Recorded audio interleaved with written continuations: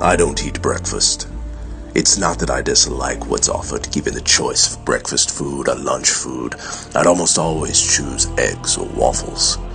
It's just that I'm not hungry at 7:30 a.m. when I leave for work.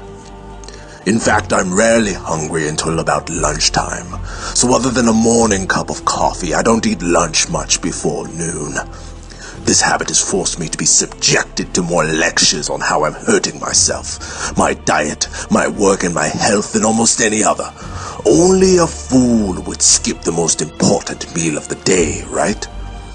As with many other nutritional pieces of advice, our belief in the power of breakfast is based on misinterpreted research and biased studies. The bottom line is that the evidence for the importance of breakfast is something of a mess. If you're hungry, eat it, but don't feel bad if you'd rather skip it. And don't listen to those who lecture you. Breakfast has no mystical powers.